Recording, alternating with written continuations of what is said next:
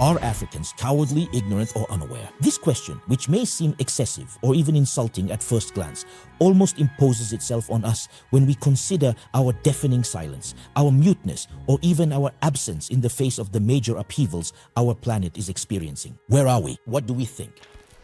What is our stance on all this turmoil shaking the world and hitting us head-on?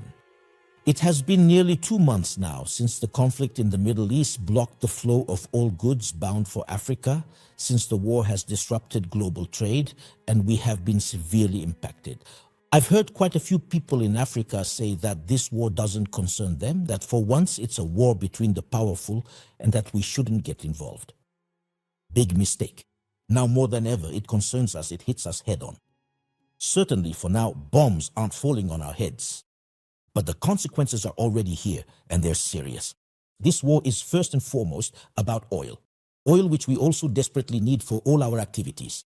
Whether you live in the city or in a village, whether you're a farmer, a motorcycle taxi driver, a welder, a mechanic or a surgeon, a truck driver or a cook, you use energy every day to work, even if it's of poor quality.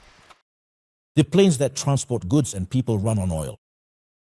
The ships that carry containers of food or cars, the trucks that move your belongings, that transport the food we buy at our markets, the buses that carry us, the motorcycles in our cities, our own vehicles, and a large part of our electricity, all of this runs on oil. Africa is fortunate, it's true, to have a subsoil rich in oil, since Africa produces 10 million barrels of crude oil per day. That's a significant amount. However, to use it, we need to refine it. And that's where things get complicated. That's where we once again lack maturity or organization. Even though we must commend the extraordinary initiative of the Nigerian businessman Aliko Dangote, who, despite the fierce and violent obstacles posed by oil lobbies, built and launched a complete refinery with a capacity of 650,000 barrels per day. This, of course, makes us completely dependent on oil that comes from elsewhere. We re-import nearly 4 million barrels of refined oil every day. And this oil, which comes from elsewhere, a good part of it passes through that stretch of water known as the Strait of Hormuz. This narrow stretch of sea, 23 kilometers wide between Iran and the Emirates. This strip of water wedged between Iran and the Arabian Peninsula, connecting the Persian Gulf to the Indian Ocean. And of course, this strait is controlled by Iran. Under bombardment from the United States and Israel, Iran has closed the Strait of Hormuz, which obviously is causing the price of oil to rise. Before the war, the price of a barrel was around $72. Since the bombing, the price of Brent crude oil has surpassed $140 at the beginning of April 2026. It's not just oil that passes through this strait. About 80% of the Middle East's polyethylene production, the world's most used plastic, as well as a third of global fertilizers, pass through there. Now, fertilizers are the lifeblood of African agriculture. Plastics mean packaging, construction, and local industry. And above all, there are the fertilizers. Somewhere in the Sahel, a farmer waits for fertilizers that won't arrive on time. A transporter in Lomé sees his fuel bill skyrocket. A government in East Africa revises its budget downward. Trade between Africa and the Gulf countries is massive and growing. According to Afreximbank, trade between Africa and the 6 oil monarchies, that is, Saudi Arabia, the United Arab Emirates, Qatar, Kuwait, Oman, and Bahrain, in short, the Gulf states, reached $121 billion in 2023. That's more than double compared to 2016. African exports from this region reached $51.5 billion. So any prolonged disruption of the strait has directly resulted in higher bills for African households, as well as shortages and inflation. In fact, you are already experiencing the consequences of this price increase at the pump and in various goods, especially the different foodstuffs imported from Asia, especially since, as usual, none of our countries built up reserves for tough times like this. Soaring food prices are not just a figment of the imagination. Fertilizers not arriving is not just a figment of the imagination. The fuel shortage and pump prices are no figment of the imagination. It is clear that in the weeks and months to come, we will witness severe disruptions, with significant risk of violence and uprising and protest movements. It is no secret to anyone that the high cost of living is the fuel of all the unrest that has so often destabilized and bloodied our countries. To be convinced of this, it is enough to raise the price of bread, fuel, or rice by just a few francs. Yet, despite this clear threat, we are merely spectators to this extraordinary upheaval that will not spare us. No African summit, no meeting, no collective strategy to face it, no agreement to cushion the coming shock, not a single meaningful initiative that could even just prepare the populations for the threat. We wait in silence, spectators to our own fate, cowardice, recklessness, ignorance from our leaders, or perhaps all of these at once. I can tell you without an iota of doubt that African Union, as is today, is not fit for purpose, is not fit to provide the leadership that this continent needs going into the future. And therefore, there is need for the reform of the African Union. For over a century, we have been waiting for those who started this conflict to come forward with their solutions. As though we had not understood that we are not a priority for them. It is not the United States, entangled in the war triggered by Trump and Netanyahu, that will place Africa's economic difficulties on their agenda. It is not Europe bearing the brunt of Washington's wrath, struggling with the war between Russia and Ukraine, that will make cushioning the impact of the war on Africa its priority. Why would Europe do so? Who could blame it? This inertia in Africa is recurring, nothing new.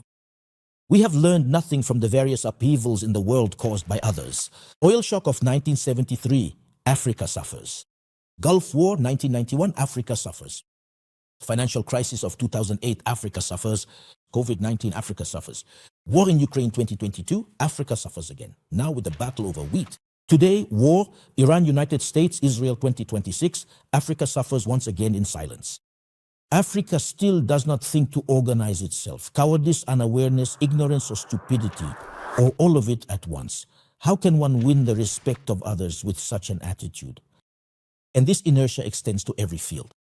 It's as if we Africans have chosen to endure and rely on the help of others to cushion the blow, blows that they themselves have caused, as if the lessons of the past do not help us protect ourselves. Not charity. Foreign aid is not charity. It is designed to further the national interest of the United States. How can anyone believe that someone who speaks such a logical truth could be our savior? A leader of this caliber, the head of U.S. diplomacy, who makes it clear that his aid is not charity, yet we continue to refer to it as such.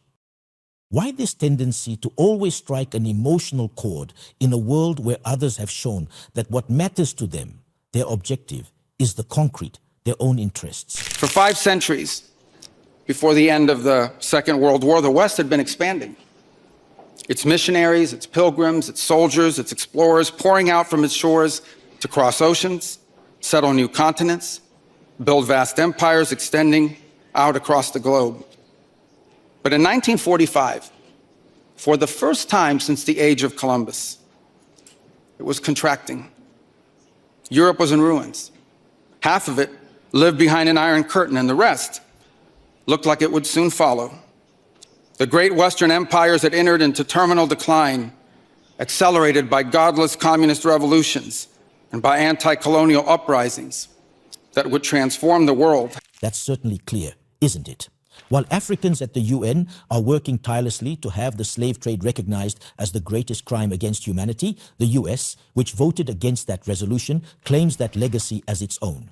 But only if we are unapologetic in our heritage and proud of this common inheritance can we together begin the work of envisioning and shaping our economic and our political future. This is why we do not want our allies to be shackled by guilt and shame. We want allies who are proud of their culture and of their heritage, who understand that we are heirs to the same great and noble civilization, and who together with us are willing and able to defend it. Marco Rubio, the head of U.S. diplomacy, glorifies the actions of the slave traders who left them an immense heritage. And the U.S. Secretary of State doesn't just offer a strong tribute to colonization and slavery. He calls on his fellow Westerners to set out once more, to conquer, to unite again, to go out and subjugate the world, to go out and recolonize it without hesitation, and to impose Western civilization on the rest of the planet. Against that backdrop, then, as now, many came to believe that the West's age of dominance had come to an end, and that our future was destined to be a faint and feeble echo of our past. But together, our predecessors recognized that decline was a choice, and it was a choice they refused to make. This is what we did together once before, and this is what President Trump and the United States want to do again now, together with you. If we still haven't understood that our salvation will not come from those who still claim to help us, then we are definitively either unconscious or cowardly or simply foolish, or all of these at once. And in that case, we deserve our fate. And one that does not maintain the polite pretense that our way of life is just one among many, and that asks for permission before it acts. And above all, an alliance based on the recognition that we, the West, have inherited together. What we have inherited together is something that is unique and distinctive and irreplaceable, because this, after all, is the very foundation of the transatlantic bond. Even if we cover our ears this time, the project of recolonization, we hear it. And the clearly defined strategy is force. This is why we do not want our allies to be shackled by guilt and shame. We want allies who are proud of their culture and of their heritage, who understand that we are heirs to the same great and noble civilization, and who together with us are willing and able to defend it. Now we Americans and Europeans are once again joining forces to go and impose our civilization across the world. This project has been adopted and embraced by the powerful in the West, by the Western conscience, by Western decision makers. One need only look at the standing ovation that Marco Rubio's clearly colonialist speech receives before an impressive gathering of European decision makers to fully grasp this. The reflex shouldn't just be an emotional reaction for Africans. It's not about hatred. It's about organizing to better respond to this clearly planned aggression. I am convinced that in a few years, I don't know if it will be 10 years or less or more, we will be obliged to go back and help these African countries. This message, too, was clear enough to provoke a reaction from our leaders, an organization to counter those who are preparing themselves. We are far from it, very far. On the contrary, certain African states continue, without flinching, to serve this cause, to play the role of troublemakers among their neighbors, for the benefit of the powers that dream of maintaining their influence in what they still consider their own backyard. You may not like the leaders of the AES. You may not approve of their methods. You may criticize their results. You may denounce their approach, reproach them for running their country as one would command an army. You may point out the lack of freedom, of democracy. While some of these criticisms are understandable, one cannot fail to acknowledge their achievement in accomplishing, albeit against their will, what all sub-Saharan leaders had been dreaming of for decades: driving out the former colonizer, putting an end to its omnipotence and the neocolonialism it perpetuated, putting an end to that condescension, to that occupation. The price is high, but at least they dared and achieved this dream of all Pan-Africanists and lovers of freedom. It's sad to see that their counterparts, some of whom even voted for sanctions against them, do not publicly stand by their opinions or support their actions. It's too easy to take a stance just to please what is called the international community. Perhaps this was the opportunity for those same people who admired them, who secretly in their palaces described them as courageous, to offer them support in facing adversity. Maybe then we would have had better results on the ground. On that front, nothing, really nothing. Not a single fundraiser, no aid, no economic or moral support. On the contrary, voices are being raised to denounce human rights violations and even their immaturity. It is almost as if they were unaware that their potential failure would signal a return to a clear and unambiguous situation of colonization. As if they were unaware that the failure of the AES experiment would clearly serve as a warning to anyone who dared to embark on such a sovereignty-related venture again. The failure of the AES would clearly mark the end of the sovereigntist venture on the continent, since no one would dare attempt it again for fear of reprisals. Do our leaders and intellectuals know this? Cowardice, recklessness, ignorance, or all of these at once, through relentless media bombardment, we've managed to make Pan-Africanism rhyme with rejection of others or hatred of the West, as if Africans' desire for freedom were illegitimate. As though the mere pursuit of sovereignty were unjustified. Perhaps we should more often teach history to our youth, since it seems to be lacking among the African elite. The Western camp has set a very poor example over the past 20 years. Let us not forget the war in Afghanistan, the war in Iraq, the war in Libya, the wars in the Sahel, and all that, for what result? Hollande said he was repaying a debt in 2013. Why are we told French soldiers are less important? Didn't Americans liberate France? Didn't the Red Army liberate part of Europe? And yet, when the French decided it was no longer necessary, they told the Americans to leave. Did the Americans start insulting the French? When it came to decolonization, did we really have to deny and overlook the terrible abuses and crimes to such an extreme extent? It's true that many people seem to have erased the episode when General de Gaulle, right after the end of World War II, insisted that the Americans who had just liberated France should leave because their time was up, that the banknotes they were putting into circulation in France were unacceptable, and they withdrew them immediately. The Americans left without making a fuss, allowing the French to put whoever they wanted in charge. Yet they have remained allies, despite the frequent displays of disdain from Washington. Many seem to have consigned this part of history to oblivion. Apparently, this does not seem to allow Africans to do the same. That is the crime of the AES officers. Many seem to have forgotten those severed heads displayed at the main thoroughfares used by Africans. Many seem to want to erase from memory those images of violence against indigenous populations and show only the democracy of which they claim to be the champions. The champions.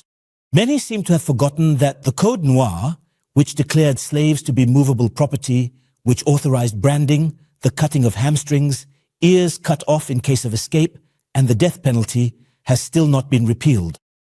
Although the abolition decree was signed by the Minister of the Navy and Colonies, Victor Schœlcher, in 1848, France has never repealed the Code Noir.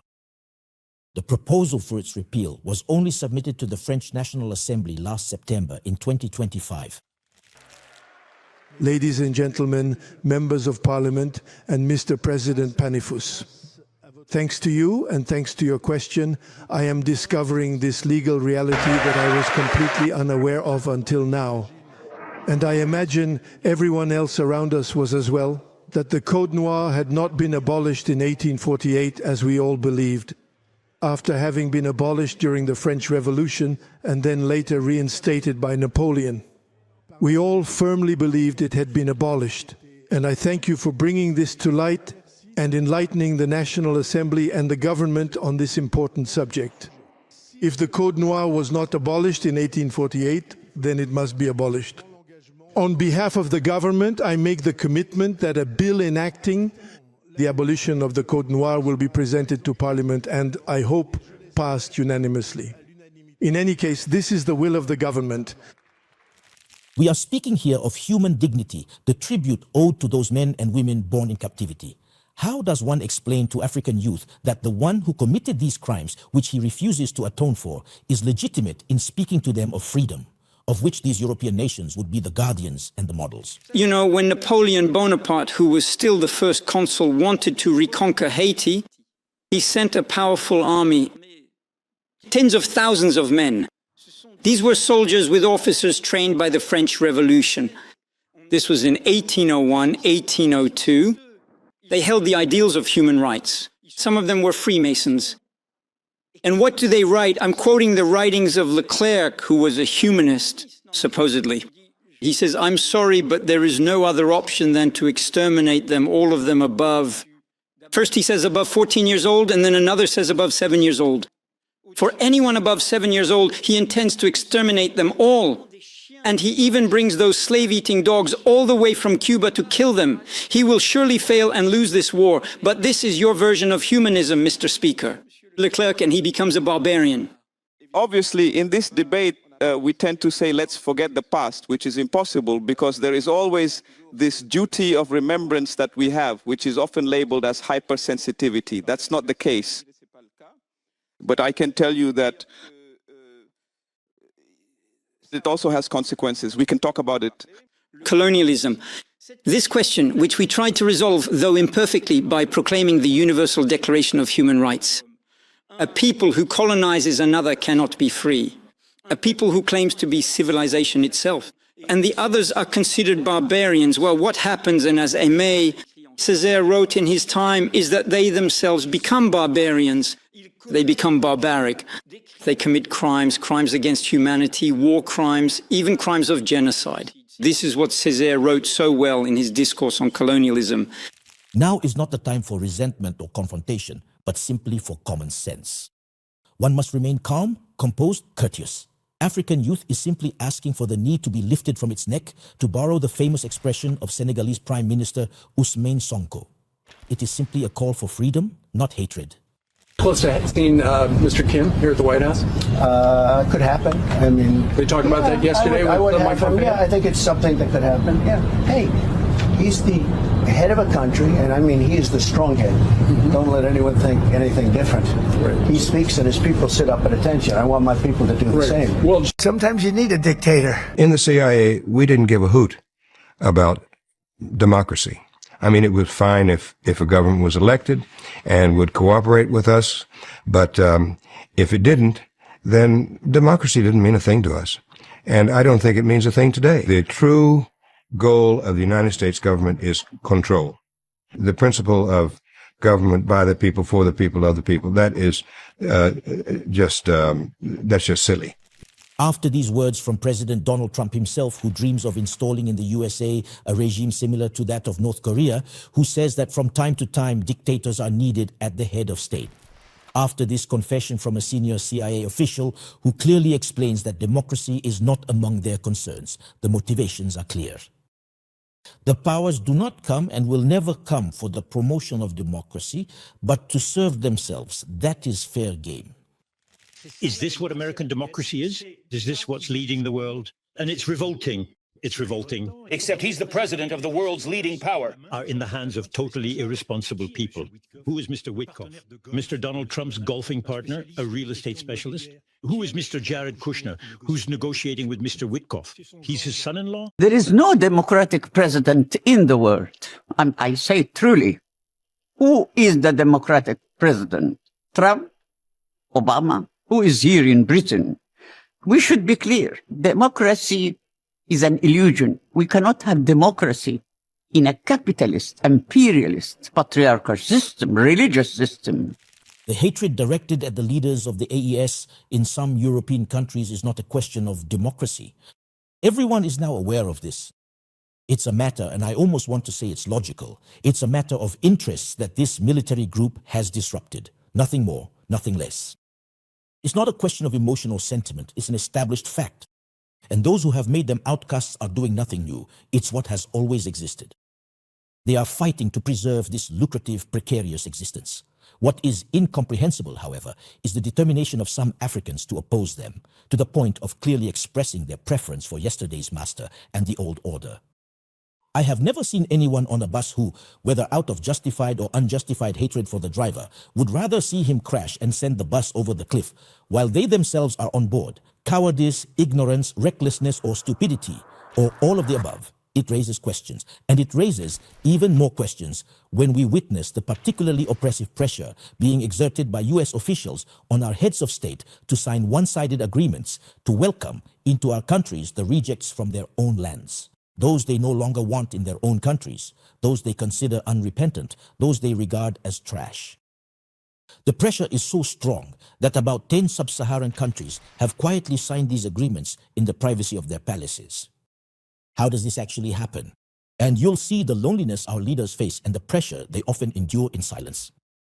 An American official arrives on a very official mission with all the trappings of the occasion. Once behind closed doors with the head of state, the tone changes, and so does the purpose of the mission. He lays the deal on the table. You must take in people deported from our country in exchange for a little financial compensation. But if you don't agree, we'll be forced to cut this or that subsidy. The budget that was allocated to the United Nations and that President Trump has cut off is being used to carry out all these deals. The secrecy around the process was maintained until the New York Times made it public.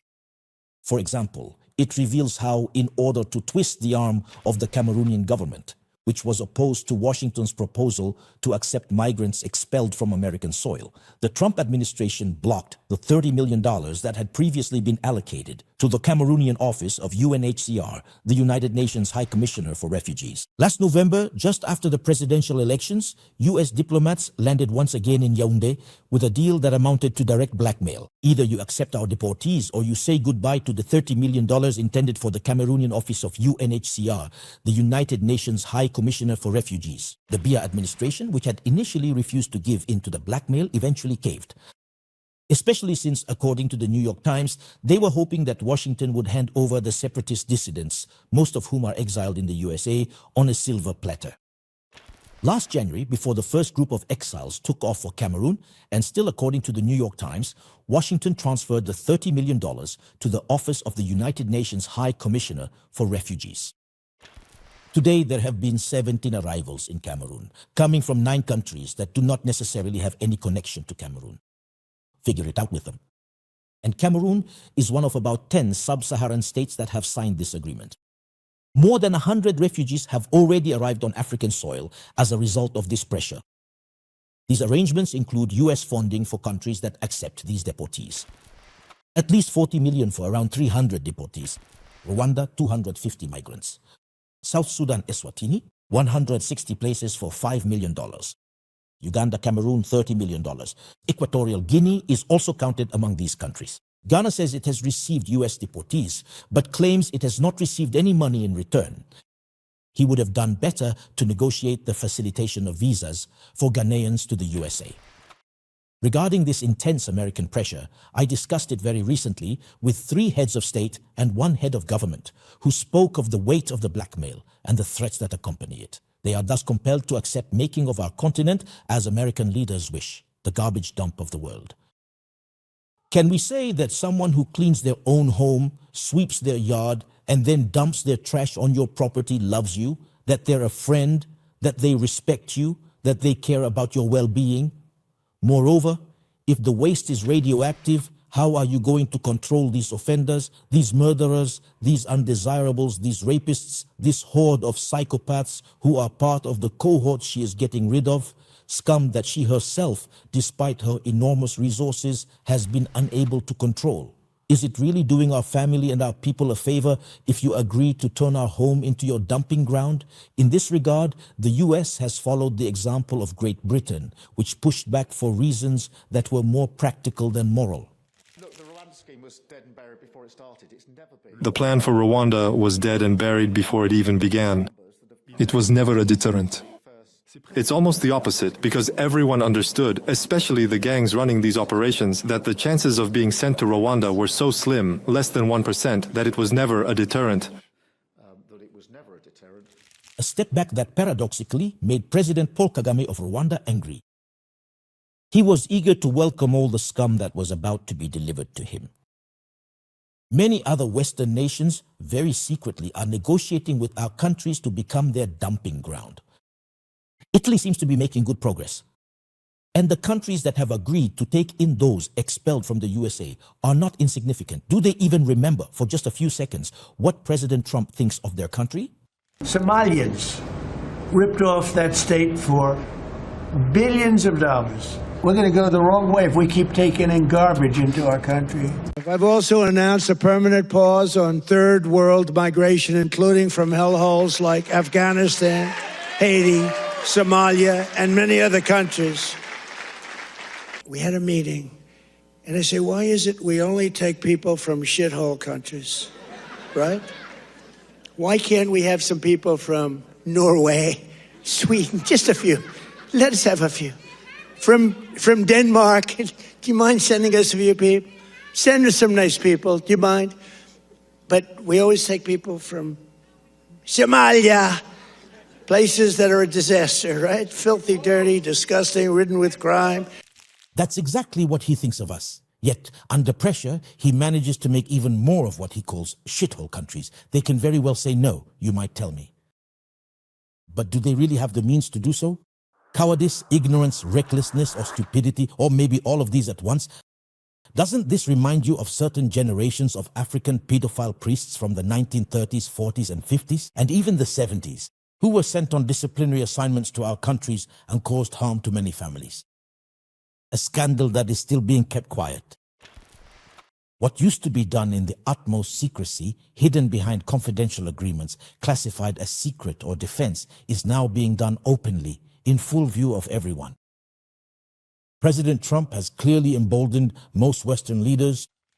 Let's stop acting like deer caught in the headlights. Trumpism is a form of fascism. Period. End of story. Yes, of course, there is American imperialism. Yes, of course, there are inequalities. Yes, of course, there is conservatism, this country where people swear on the Bible. Trumpism is the radicalization of all of that. And in that sense, it is a form of fascism. You needn't travel to the United States to see how this fascism, this blatantly racist rhetoric, is now unchecked. It no longer shocks many. Mr. Bailey Bagayuko in Saint-Denis reminds us of the great ape family. In the City Hall's reception hall during your election, there were numerous leaders of drug-dealing spots. In the city, you are going to be indebted to these people now. Are you going to disconnect surveillance cameras? Whose pocket are you in, Mr. Mayor? When one of my colleagues questioned you about the City of Kings, you said that it's also the City of Blacks. As Homo sapiens, we are highly social mammals and a significant member of the great apes family. The group won, so the group will impose its law, and the group that imposed its law now says it's about allegiance. These attacks against Bali Bagayoko, an African by origin, elected mayor of Saint-Denis, the second most important city in Ile-de-France, have so far received no condemnation. The worst attacks aired on mainstream media, with journalists who showed no discomfort whatsoever. He who believed in integration, who had always followed the rules, now finds himself firmly put back in his place. He is not, however, the only mayor of foreign origin. But curiously, he, along with the 9 mayors of African descent, is the only one to have been reduced once again to the stereotype that many people have of Africans, a monkey. Those who are racist have managed to say that those who are anti-racist are the ones disturbing the norm in society. It's a total value flip. It's just like in colonial times. Criticizing the empire made you a bad Frenchman. In the 1930s, if you criticized the colonies, you weren't called anti-colonialist, but a bad Frenchman. You were seen as not quite white, a communist, and on the wrong side of history. That is to say, what you need to understand is that what's happening here is both a discourse based on a racialist, racist perspective, saying that someone is close to the animal world or that someone descends from their tribe. That's a racist aspect, very 19th century, but that's not the only thing in this discourse.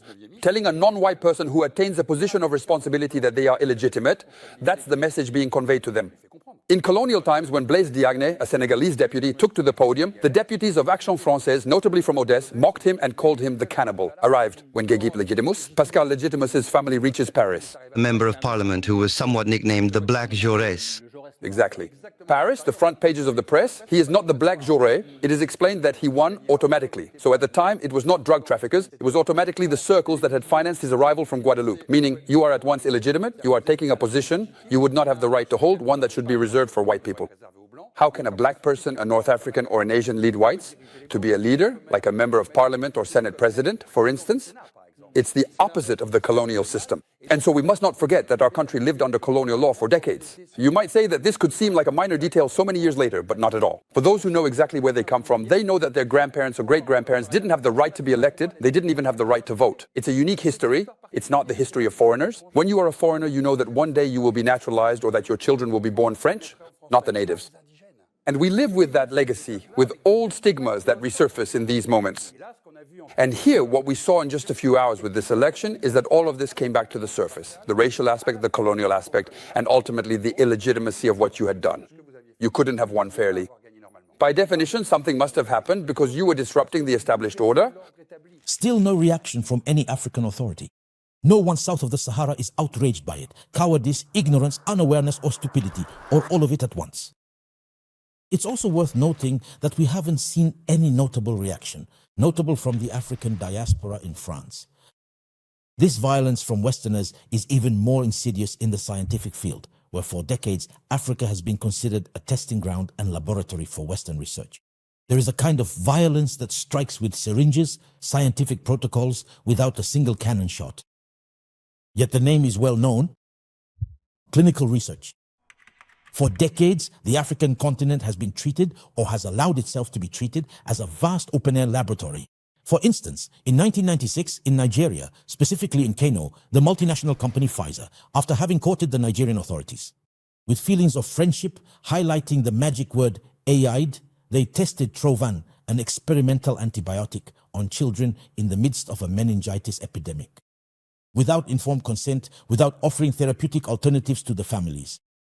The result, 11 children dead and 189 left with permanent after effects, such as deafness, paralysis, or blindness. Pfizer, after denying it for years, despite clear evidence of its responsibility, it will walk away without any international criminal sanction. About a decade later, the matter is closed by a compensation of $75 million paid by Pfizer to the state of Kano, just like that. The page is turned, but it won't serve as an example to others, no. Since the ground is fertile and since the guinea pigs are willing, let's make use of it. No need to limit ourselves to lab rats or monkeys. The African is right there. In 2004 and 2005, trials of tenofovir for HIV prevention were conducted on 1,200 women in Cameroon, Ghana, and Nigeria. These were thousands of HIV-negative women, meaning they were not carriers of the AIDS virus. In this project, funded by the Bill and Melinda Gates Foundation, half of the 1,200 women received tenofovir, 1 tablet per day. The other half takes a placebo, meaning a dummy pill with the same appearance as tenofovir. At the end of the 12-month trial, the number of sex workers who have become HIV positive in each of the two groups is compared in order to show whether tenofovir is effective in preventing HIV infection. These women were simply led to expose themselves to the virus by not protecting themselves. They also infected clients. Terrible, isn't it? It was human rights activists who denounced the lack of ethical standards equivalent to those applied in the West and the lack of medical coverage after the trials. Deafening silence from the authorities. Cowardice, ignorance, or recklessness, or perhaps all of these at once. The concept of the African CAVI widely circulated in many scientific circles. Remember, in the midst of the COVID-19 pandemic in 2020, two French researchers, Jean-Paul Mira and Camille Locht, publicly dared to propose on a national television channel testing vaccines in Africa. If I may be provocative, shouldn't we conduct this study in Africa, where there are no masks, no treatment, no intensive care, somewhat like what has been done, by the way, for certain research studies, like with the AIDS virus or with prostitutes? We try things because we know they are highly exposed to the risk and they don't protect themselves. What do you think about that? Well, you're right. And actually, we're currently considering in parallel a study in Africa precisely to do this same type of approach with BCG and a placebo. The most striking thing is that no one called them out. It passed entirely, naturally. Vaccine experimentation in Africa for COVID was being considered. Just imagine, this is happening on a mainstream French TV channel during prime time, and none of the people responsible for these remarks, for this macabre scenario, faces any consequences. It must be said that it's already ingrained in everyone's minds. We are experimentation grounds. Does this not remind you of a practice known under the apartheid regime in South Africa? In the Project Coast program, even darker, state scientists who developed biological and chemical weapons, undetectable poisons, anti-fertility vaccines targeting exclusively black populations. The experiments were conducted notably on black prisoners and black women to whom substances were administered without their knowledge, a true institutionalized barbarity. And later came the work of inoculating the AIDS virus. You mentioned actively spreading AIDS? There was a unit in from SIMA that one of the things was that we went into African countries. And how was that done exactly? Through inoculation. Through vaccines? Yeah, through vaccines. Pretending to inoculate people and that type of thing. The idea being to kill black people? Yeah, to eradicate black people. You must understand the concept was that AIDS was a killer. It was incurable at that point in time, so it was led to believe that if you infected people, it was the quick, non-militaristic approach to eliminate black people. And that is something you know for a fact, that AIDS was actively being spread to other countries? Yes, to African countries. No matter how hard we try to stay calm and avoid letting bitterness take hold a source of negative energy, we feel compelled, for the sake of our survival, to draw the public's attention to all these examples that show just how much black people are viewed as subhuman. After our muscles, our brains, our bones, I skipped the major chapter on our minerals and natural resources, which we regularly discuss here. Now they are interested in what would not even cross our minds. At worst, while we watch and listen from a very distant remove to the debates, the judicial developments of the Epstein case, we end up ignoring the fact that we Africans have not been spared. Not only because of the young sub-Saharan girls who were abused by the network, this aspect becomes, logically, almost a detail compared to what these perverts had planned for Africans. Networks connected to personalities convicted of sexual crimes or surrounded by controversy, like Peter Nygard or Jeffrey Epstein and their circle, developed trafficking on a very, very large scale. Brace yourselves. The purchase of biological materials from the bodies of black women, eggs, umbilical cords, placentas, blood, menstrual blood, meaning the blood from the periods of underage girls. Elements of exceptional richness in stem cells that could be traded for up to $60,000. We have hit rock bottom. Stem cell technology that Peter and I are investing in is called SCNT, which takes the egg of a young, perfect woman specimen, takes the egg and takes out the nucleus and puts our DNA in the nucleus. It's painful, right? Huh? Is it painful? Yeah, a little bit.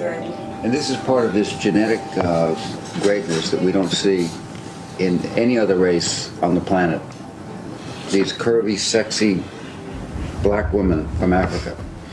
You girls have a kind of a monopoly on this. I bought about $60,000 worth of eggs. Yeah. If you have abortion, that's very valuable. Umbilical cord, placenta, even your period blood is so rich with stem cells. We regard it as waste, and it actually should be. It should be captured and recycled, and it shouldn't go to waste. It's life for somebody, and it's life for mankind. No, the best eggs are 16 to 18 years old. Those are the best eggs. The only reason and as you get older, your eggs get weaker and weaker. Yeah. Want some of that? So, girls, for $100, we will pay you for your egg. The logic of extraction knows no limits, nor any sense of decency. The body of the African woman, first enslaved, then colonized, then used as a pharmaceutical test subject, is now becoming a source of biological resources intended to prolong the lives of those who despise her. It is the continuation of the same system that sees Africans not as people, but as resources. They even take our dead. Revelations have shown that bones from African cemeteries and colonial mass graves have been used in the manufacture of certain drugs and pharmaceutical products. The African body, even reduced to bone, remains an exploitable resource. It never ends. Babies are being born solely for their stem cells, and women are being recruited for their eggs or menstrual blood under the guise of medical research. What do our authorities have to say about all these violations? About all these inhuman, degrading experiments, all these manipulations? Absolutely nothing. Cowardice, sheer ignorance, or unconsciousness, or every one of them at once. It's no longer a syringe being plunged into the arm of a child in Kano State. It's a treaty being forced upon a finance minister under budgetary pressure. Since the dissolution of USAID in January 2025, Washington has implemented a new framework for medical and health dominance. Bilateral agreements negotiated country by country, far from multilateral frameworks. The strategy even has a name: America First Global Health Strategy. Printed in full on the official website of the U.S. State Department. Am I the only one bothered by this sentence published on their official website? Thanks to our new global health strategy, America First, a global health program called America First. Isn't it obvious? Yet 17 African nations have already signed. Kenya, Rwanda, Uganda, Ethiopia, Lesotho, Cameroon, Nigeria, Côte d'Ivoire, DRC Congo, Guinea, Niger, Burkina Faso, Mozambique, Eswatini, formerly Swaziland, and Liberia. Over $12 billion pledged to fight HIV, malaria, maternal mortality, among others. I would like us to focus on a point that seems serious to me: the sharing of biological data. The agreements compel countries to open access to their national health and epidemiological resources and data over a period of about 10 years. These transfers are made without sufficient guarantees, nor any reciprocal benefits for African countries. In diplomatic language, this is called a cooperation agreement. In plain language, it's an extraction of biological and health sovereignty organized by contract. In simpler terms, it means you give us access to all your medical secrets. I know how you are doing, what affects you, your illnesses, how you treat yourselves, your vulnerabilities. And in return, I give you no information about the health situation in my own country. I just promise you a bit of money, and you kindly make all of that available to me. And what about reciprocity? What reciprocity? Washington has also granted itself the right to suspend or terminate these agreements at any time if the programs do not align with American national interests. It's written. You have to read these agreements for what they are: a perfectly mastered doublespeak. On the surface, the language of solidarity, global health, partnership, fighting pandemics. In reality, a one-sided transaction on 3 levels. First, the data. As in Kenya, some draft agreements provide for data sharing over 10 years. The risks are identified by specialists themselves: blackmail, discrimination, infringement of national sovereignty. The poor management of this health data directly exposes African citizens without their knowledge, without their consent. Secondly, minerals. Washington had perfectly assumed before a worldwide audience the transactional nature of its agreements by explicitly linking them to a counterpart in terms of collaboration in the mining sector, as is the case for Congo and Zambia. Health aid, in other words, is monetized in exchange for access to underground resources. Thirdly, financial considerations. The medicines, diagnostic tools, and medical technologies provided under these agreements are developed within the laboratories of American companies. We did say America first, didn't we? So the funding partly returns to its starting point, absorbed by the donor countries' industries. So it is American companies that will benefit. They are the ones who control the market. Aren't we paying not only to be shackled, but also to be impoverished? Zimbabwe said no and refused $357 million rather than give up its biological data. Zambia is hesitating. These are a few rare acts of dignity in a context where most African capitals signed in haste with their backs to the wall. The lab coat may have changed shape, but the logic remains the same. You surely noticed that negotiations are happening from country to country. Bilateral agreements, as they say in diplomatic language, negotiating country by country. It's the good old tactic of divide and conquer.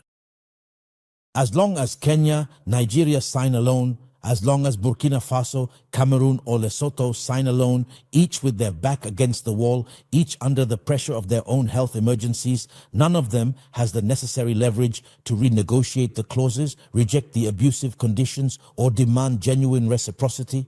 Washington knows this. Cowardice, ignorance, unawareness, or stupidity, or all of it at once. We have to admit that the lack of consideration, the disrespect, is so ingrained that some people don't even bother to make decisions for us. They just decide in our place. And this happens even in the most unexpected areas, the most personal, the ones closest to us. Look, see the condescending, contemptuous attitude of Gianni Infantino, the head of world football, who, to make European and Western football work better in general, decides, without going through African football bodies, in violation of all the rules governing the Confederation of African Football, without a vote from African football representatives, to change the Africa Cup of Nations from every 2 years to every 4 years now. They are killing football for money, for the business interests of the Yanis. When we moved to 24 teams, we had already excluded 3/4 of the continent from hosting. That's why we started to do it. Unstable associations. Kenya, Uganda, Tanzania. Then, since the people running African football do not defend the interests of African footballers, and we saw it just before the competition. What other confederation in the world would accept a continental competition where the players don't even get a single day of preparation? They had already pulled this trick for the previous competition. They create artificial competitions. That's what you call losing all meaning? The CAN isn't just about sport, it's the story of a continent. Basically, what he wouldn't dare do elsewhere, he manages to do here by using his henchman, the Salon Negro, to use an expression from the tragic era of the slave trade, Patrice Motsepe, to impose it on an entire continent. African players must be released so they can participate in European and world competitions. No need to consult anyone about that. Even though it's the most important and most watched sporting event in Africa, he doesn't care at all. Listen closely and hear the deafening silence of the African authorities, who receive him in almost every embassy as if he were a head of state. No one says a word, despite the public's protests at being deprived of a major event. They don't even flinch when, behind closed doors and on their own, they decide to take the trophy won on the field by Senegal and hand it over to Morocco, to whom it had been promised. No one says a word. Cowardice, ignorance, recklessness, or maybe all of these at once? I have to admit, this time I would clearly lean towards cowardice. And you? One wonders whom to turn to for help. The same question arises for those who, faced with the difficulty of changing the balance of power, turn to other powers, thinking they would be better partners, more sensitive, and would generously provide aid to Africa.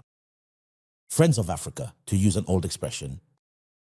Yet another illusion that quickly reveals its limits and highlights our tendency to always believe that there is a place for emotions in international relations, and worse, that Africa always needs a master. I've often heard it said that Africa's new friend is Russia, which is supposedly more sensitive to the pressure placed on our continent and is opposed to Western imperialism. Let's maybe calm down a bit.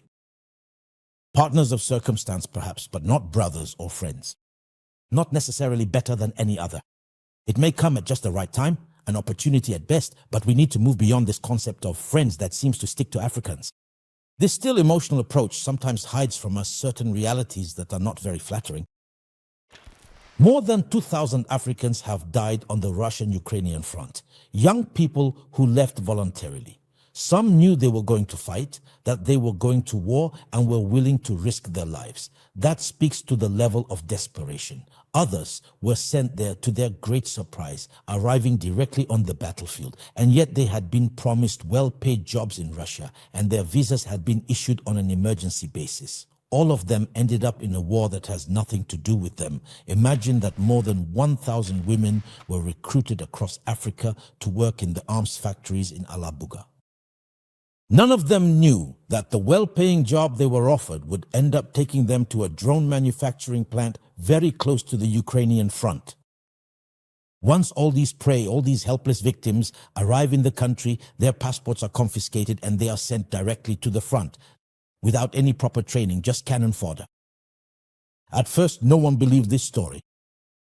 Many saw in this, above all, the anti-Russian propaganda distilled, as customary for the occasion, by Ukraine's Western allies. That was the case until the few survivors who had managed to make it out alive sent word, alarming news reporting the trap they had fallen into, a slaughter. The people who are taken there end up being conscripted into the army, even if you have no military experience. You are sent to the front. It's a massacre here. Many friends have died just for money. If anyone talks to you about Russia, you should think twice wherever you are. There are countless reports still coming in from the front lines, so this is no longer just a rumor, but a proven practice. In Kenya, a network of recruitment companies played a key role in advertising fake job offers and recruiting Kenyans. Global Face Human Resources Limited and Copilas Manpower Limited, a partnership managed by Edward Kamau and Guituku Festu Omambia. The director of Global Face, who is known to the police, was arrested following this incident.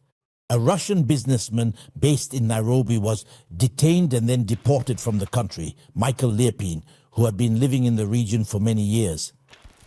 Despite the actions of the Kenyan authorities, surprising job offers are still online on the official government platform, which lists job opportunities. Currently, there is a recruitment for 84 employees to manage livestock and 11 butchers for the region, Russia, Kazakhstan. These offers, posted online by recruitment agencies, require some very surprising qualifications.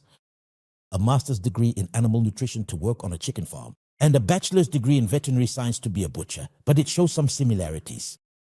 a 2-year commitment and a salary of 600,000 rubles, or about 660 euros, with no details about the frequency of payment or the salary terms. By clicking on the job postings, it's clear they are intended solely for Russia.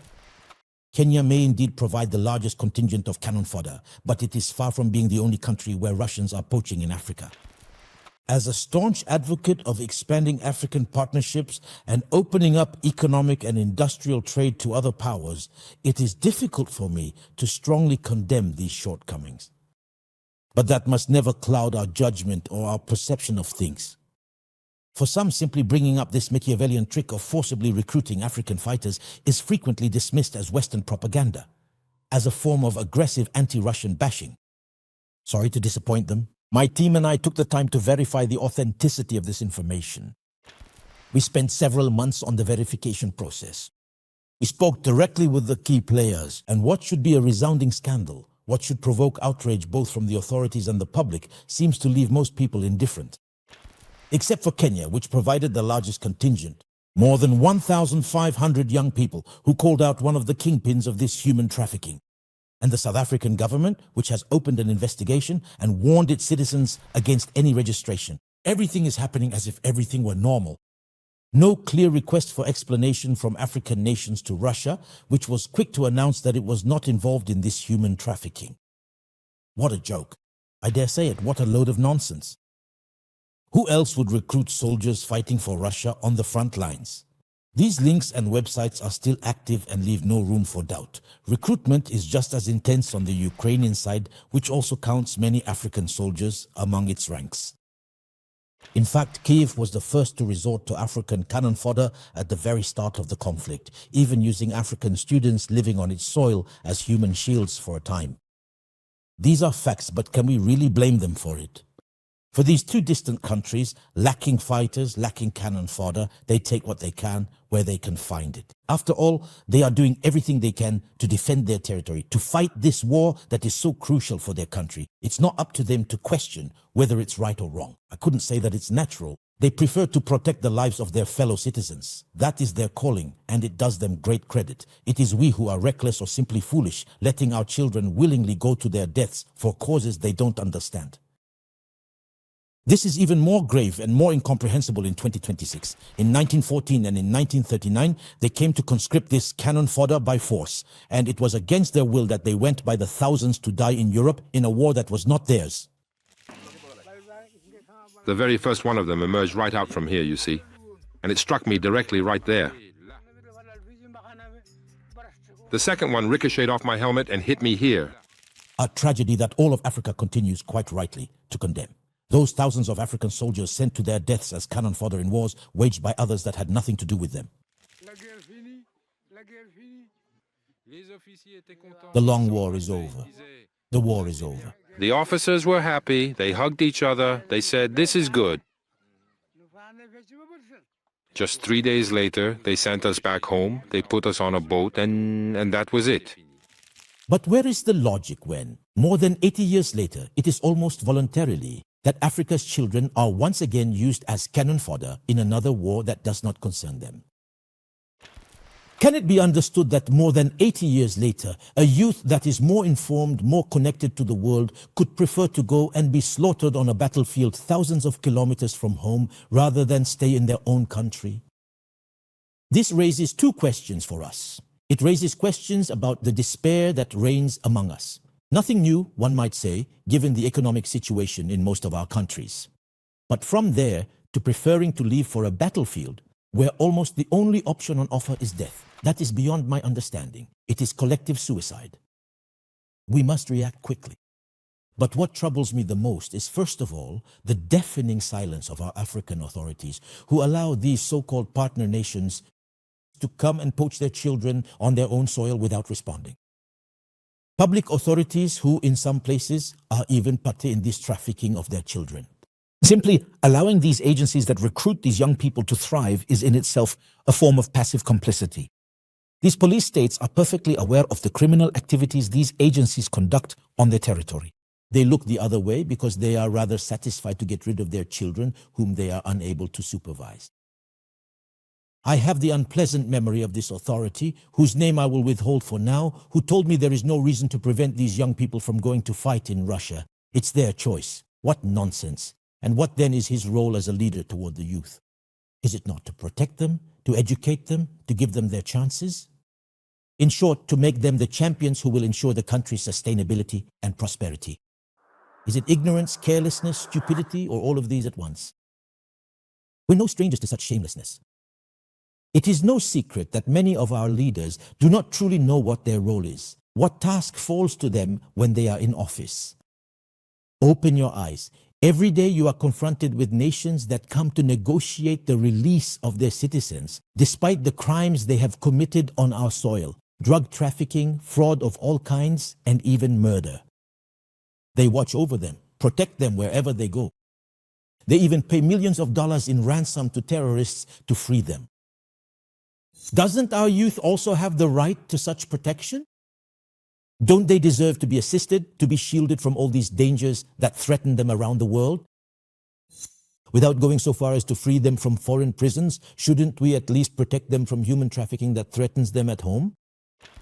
If we have spent the last few decades rightly denouncing the attitude of the French and English colonizers who in 1914 and 1940 forcibly enlisted our youth, our parents, to go and fight in their war, what do we look like today, since we are letting them do it this time around in full awareness, without reacting? This reflects the lack of self-worth we have for our people, for ourselves, a lack of self-esteem that, of course, feeds the interests of others who do not see us as fully human beings.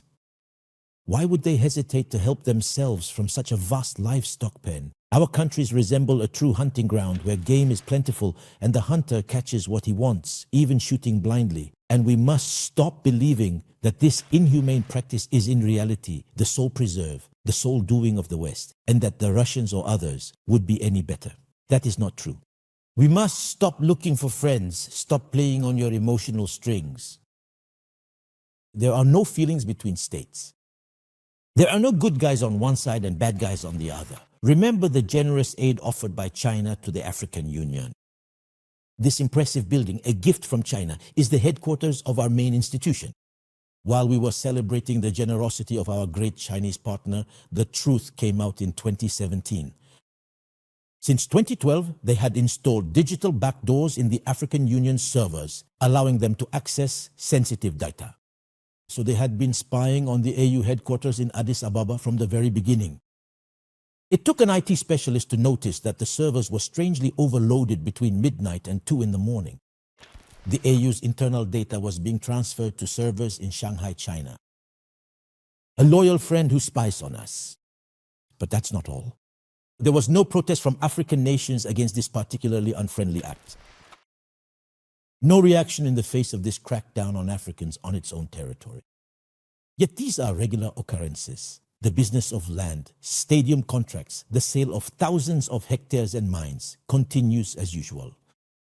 Cowardice, ignorance, recklessness, or stupidity, or maybe all of these at once. Young people, my elders, and those of my generation did not understand this, and you are paying the price for it.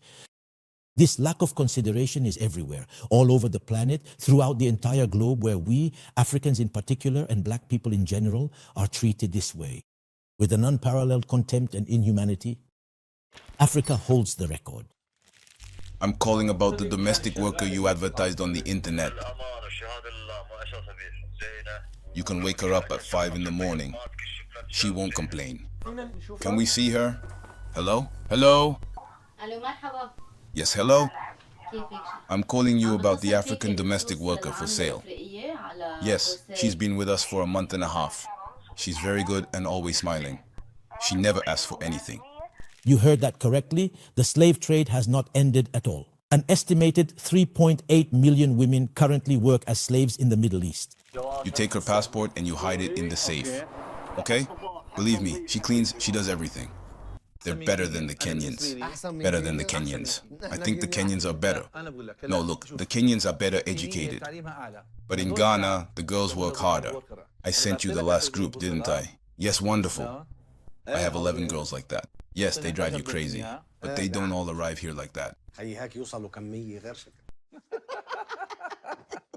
The enslavement of black women is widely practiced in Middle Eastern countries, as you have seen. Does she know she's moving somewhere else? I didn't tell her. You didn't tell her? No, but it doesn't matter. She won't have any problem. She came here to work. Like the sale of livestock with even a touch of modernization, you can buy a black woman online for between $1,500 and $2,000. There are dedicated apps for this. All you have to do is take your mobile phone and go on the app to order a female slave, just like on Amazon. You choose according to your criteria, just like buying slaves in the cotton fields during the slave trade, black people in the Americas, often teenage girls. There she is.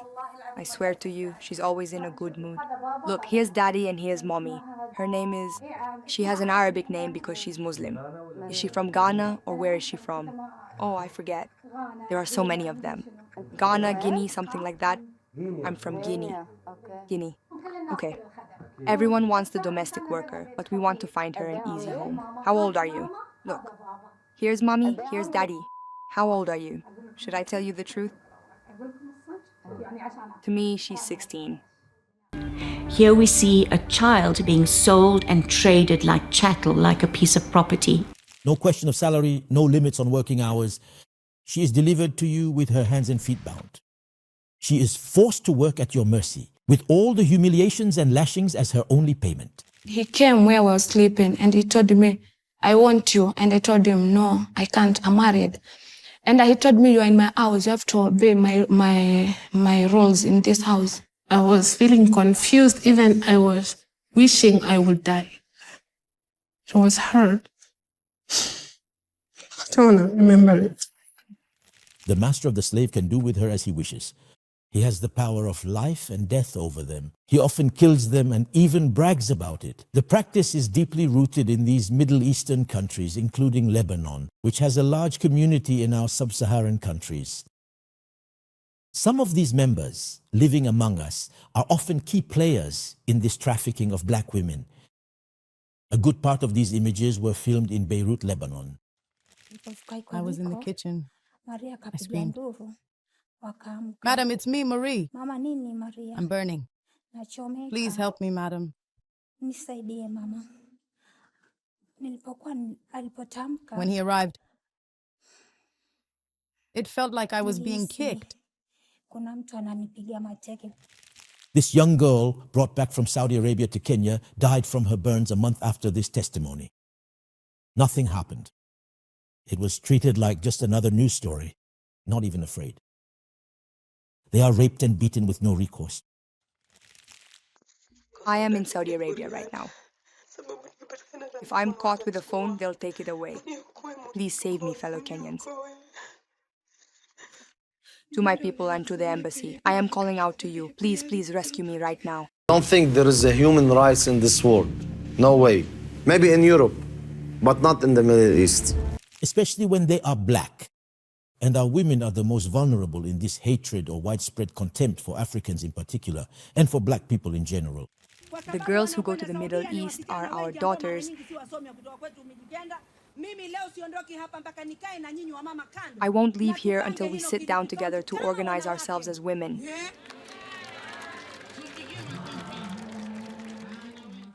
Despite the abuse, the killings, the blatant contempt, not a single sub-Saharan state reacted. Not one protested against what is a denial of our humanity. On the contrary, we keep rolling out the red carpet for them. We continue to consider them as friends of Africa. Friends of Africa who allow the enslavement of black people to thrive on their territory and who claim to help us make peace among ourselves, who claim to bring us aid. I must admit, I have a hard time with this idea of a friend whose children see our women as like poti porta, which means a toilet woman. The one on whom you satisfy your wildest fantasies, even your lowest instincts. She's a toilet woman, basically. Everyone remembers that scandal involving young African girls who were subjected to all kinds of filth. And imagine, there was even one who peed and even defecated in my mouth and did all sorts of other things. He started to beat me and told me I was going to give him oral for an hour, so I'd better cooperate because he was going to pay me $18,000. I'm just going to talk with you, Mila. You were escorting, eating the faces of a big man. Yes, I admit that in this case, the women went to Dubai of their own accord. But I suppose she did not grasp the immensity of the contempt, the animosity that existed toward her there, a bestial, hateful behavior that illustrates the place the African occupies in the minds of many over there. And the cell phone? No, forget about cell phones. They're uneducated people. You know what I mean? So she doesn't talk to her family? You can give it to her once a month. What does the law say? The law? We don't follow the law. Against all this abuse, there is no protest from African authorities. They keep making deals behind the scenes, talking business, without really addressing these issues. Their own people treated like animals on foreign soil. Cowardice, ignorance, or recklessness, or maybe all of these at once? Well, while the transatlantic slave trade has rightly been recognized and classified as a crime against humanity, what must be said is that the one practiced by Arab Muslims was a true genocide. Because the fate reserved for African captives, as we look back today, becomes clear. It was essentially a form of ethnic extinction in the long run, but one that was deliberately programmed through mass castration.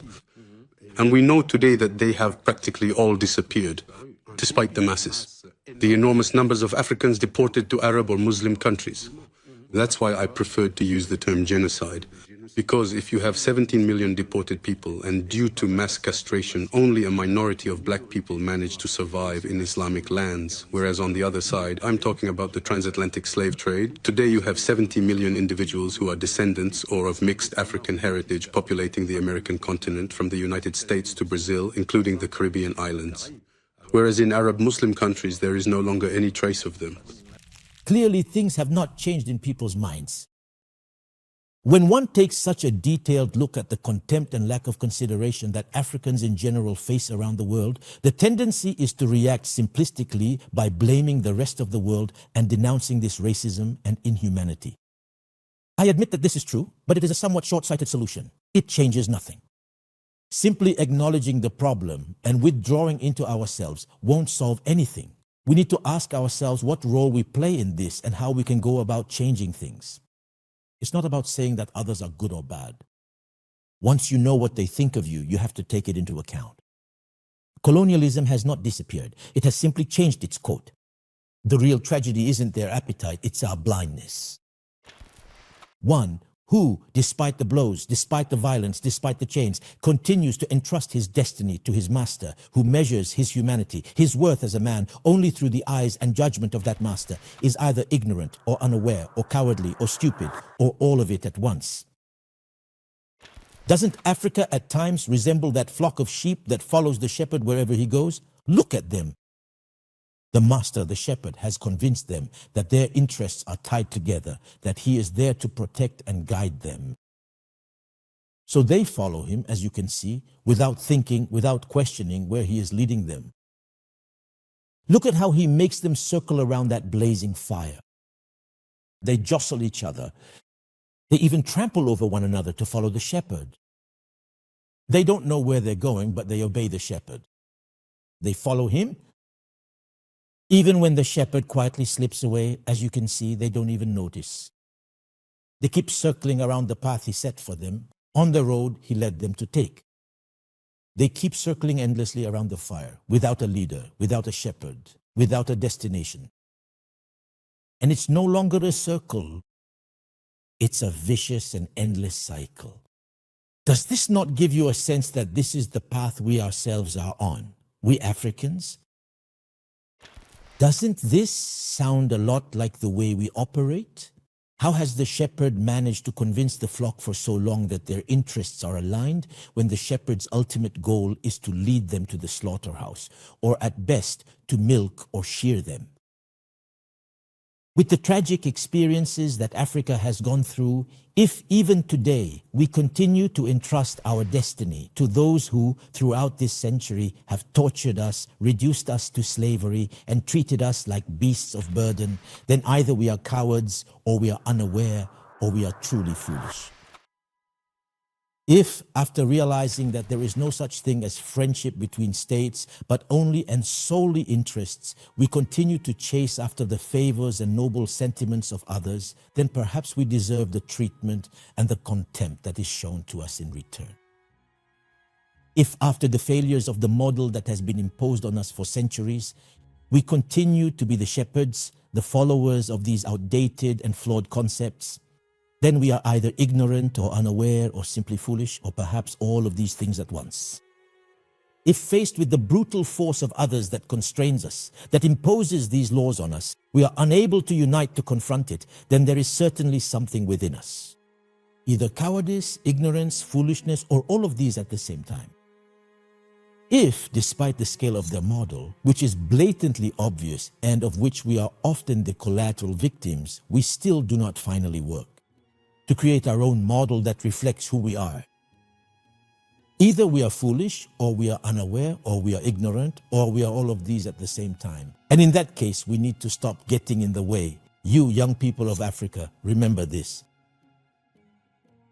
If you, more savvy, better informed, more connected, fail to realize that everything we hold dear, which the rest of the world covets and exploits without scruple, that is, our minerals, our women, our muscles, our brains, our eggs, and even our bones, to name just a few, if you do not realize this and protect them better than my elders and my generation, then you are not ignorant. You will be like us, either foolish or oblivious or cowardly, or all of the above.